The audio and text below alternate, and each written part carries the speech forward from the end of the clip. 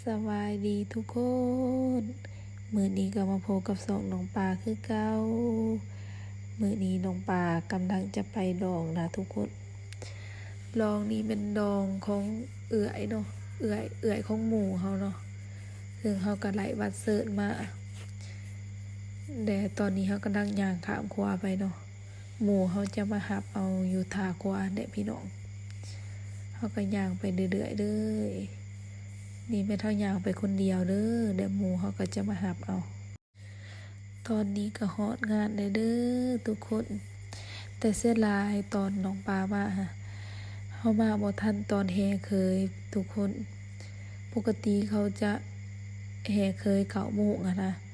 แต่ว่าน้องปลาหันมา10 โมงก็เลยบ่ได้เห็นตอนแห่เคยเสียดายแห้งแต่ตอนนี้หมู่ก็กำลังหาโต๊ะนั่งเนาะเสียดายแต่ว่ามาบ่ทันตอนแห่เคยเด้พี่น้องเอ้ยคันสันก็ได้ถ่ายตอนแห่เคยให้พี่น้องเบิ่งเด้ตอนนั้นได้ม่วนสุดๆแต่ว่าก็มาบ่ทันตอนผูกแขนนับเบื่ออยู่โอ้ยเห็นอีกเลยเฮ้ยเห็นเจ้าสาวเฮ้ยตอนนี้เขาก็มานั่งอยู่ในโต๊ะอาหารเด้อทุกคนตอนนี้เขาก็กำลังเอาอาหารมาเสิร์ฟเนาะอาหารก็มีหลายอย่างแห้งเนาะมียำมีต้มมีอบแล้วก็มีก้อยเนาะตอนนี้เขาก็กับหมูก็กำลังจะพากันกินนั่นแหละเพราะว่าเขาบ่ได้กินข้าวเช้ามาเนาะเพราะว่าตั้งใจสิมาตูดงานดองโดยเฉพาะตอนนี้บรรยากาศก็เป็นตะมวนแห้งเนาะคนก็ค่อนข้างจะหลายเนาะทุกคนนี่อาหารเฮาก็มีแต่แนวเป็นตาแซ่บมีแต่แนวแบบว่าเป็นตาแซ่บทั้งนั้นเลย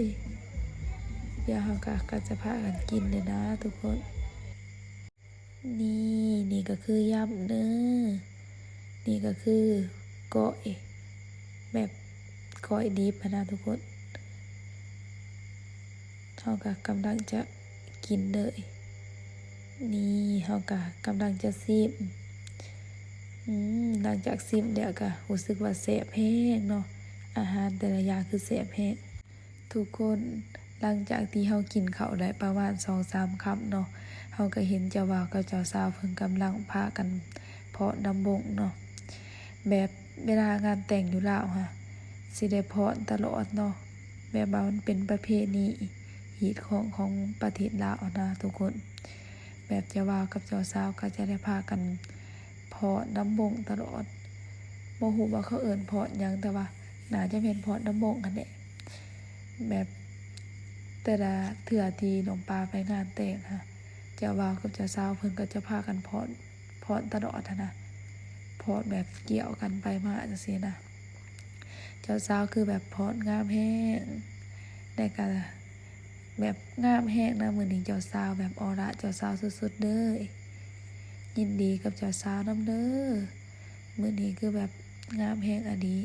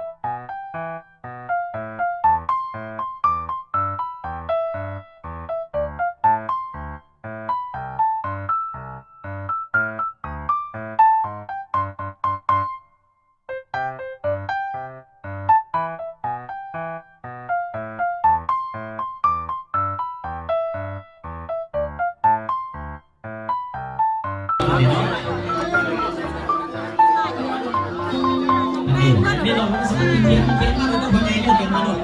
จะไหนทางไหนเนี่ยตอนผู้ขาเนี่ยมันจักเสียงเรื่องนั่งคนเราเป็นคนบันตั้งท่านเป็นคนบันเสียคนเป็นยังไงวันนี้ทีมงานรถตีครับใส่พี่น้องทั้งวันหน้าขำมันหาแน่นสิเดินทางไปครับใส่ต่ออยู่ทั้งนั้นทั้งท้องเลยพี่น้องเล่นทั้งคืนปีนี้ก็ได้ตั้งแต่ส่วนปีไม่เล่าก่อนปีไม่เล่าเพราะท่านได้พักจ้าดิมาประวัติอันนี้พี่น้องเด้อบางเรื่องพิเศษนะเรื่องเป็นใส่เรื่องทำแน่กับพี่ว่าอยู่นอนกันเดี๋ยวก็ได้พัก7 คนเรื่องทำกันหลายแถวบ้านกันเลยไปได้กระเสีย3 2มาตลอดทั้งกันน่าดูของจริงนะขนาดดีตัวเนี่ย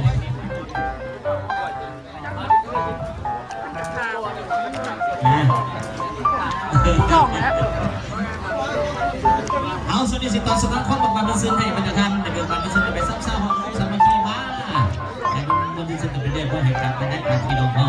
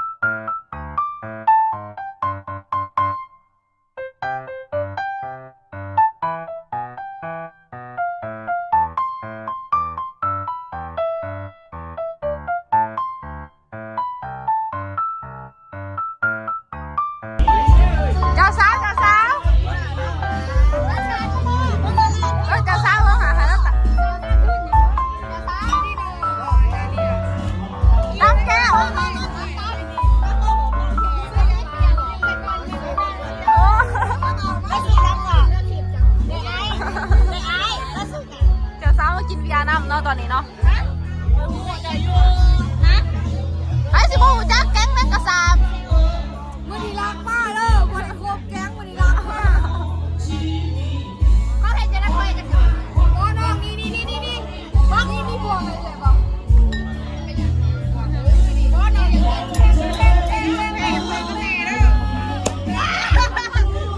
นี้ใช้ตากันเอาเด้ งามเจ้าสาวงามที่สุดแล้วมื้อนี้ งามจะย่อย